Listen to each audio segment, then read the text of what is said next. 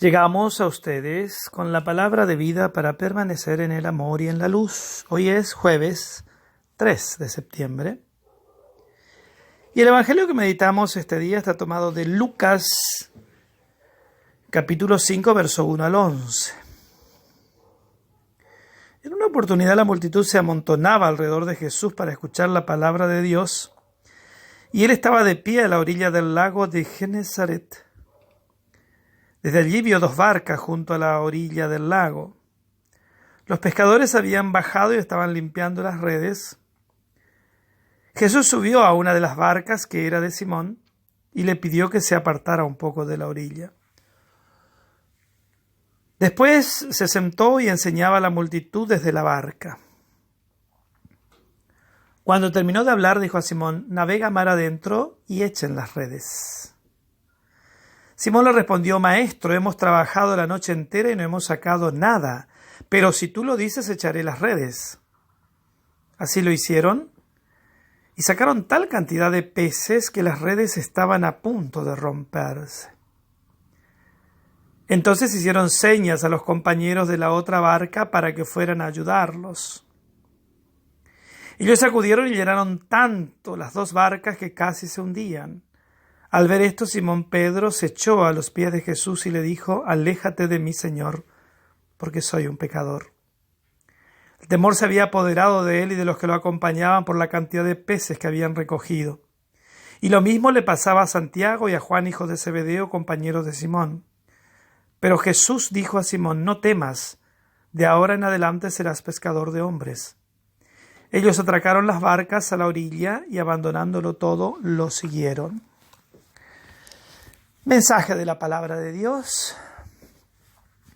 Bueno, la figura que emerge con preponderancia aquí es Pedro, ¿verdad? Y entonces vale la pena meditar un poquito sobre la figura de Pedro en el evangelio que acabamos de escuchar. Claramente la figura de Pedro tiene una prevalencia en el contexto de los demás discípulos.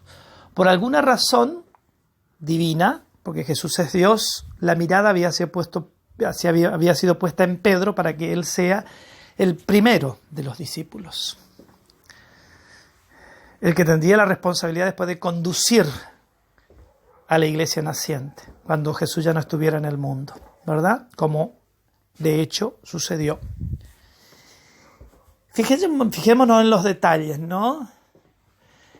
Hay dos barcas, dice, Jesús caminaba por la orilla y se sube a una de esas barcas, no a cualquier barca.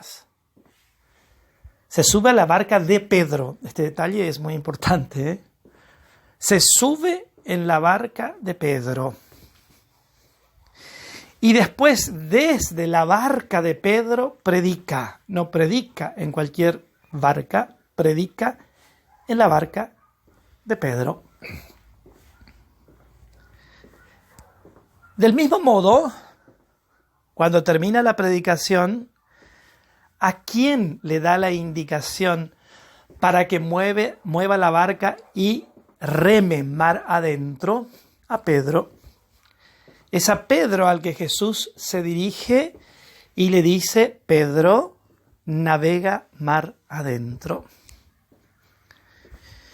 Y después sucede todo lo que nosotros sabemos, ¿no es cierto? El testimonio de ese diálogo que tiene Pedro con Jesús, ¿no es cierto? Medio protestando, porque le dice: «Hemos estado toda la noche pescando y no hemos pescado nada. Pero si tú lo dices», ese detalle también es absolutamente impresionante, ¿no? La obediencia incondicional y absoluta de Pedro, a quien él sabe que es el que tiene el control y maneja todo. Hemos estado toda la noche pescando, y no hemos logrado nada. Pero si tú lo dices, echaré las redes. O sea, el vínculo de Pedro con Jesús es un vínculo claramente absoluto, marcado por la obediencia absoluta de Pedro a Jesús. Y se da el milagro, ¿no?, de la pesca milagrosa. Y entonces aquí aparece el otro aspecto, ¿no? El aspecto de la humanidad de Pedro. Cuando Pedro constata la obra de Dios, se arrodilla, dice, es humilde y le dice: apártate de mí, Señor, que soy un pecador. El reconocimiento de la fragilidad y la vulnerabilidad de Pedro, ¿no? Al que Jesús lo anima y le dice: levántate, Pedro, porque a partir de ahora serás pescador de hombres. Imágenes que nos ayudan también a situarnos bíblicamente en la perspectiva del ministerio de Pedro, ¿no?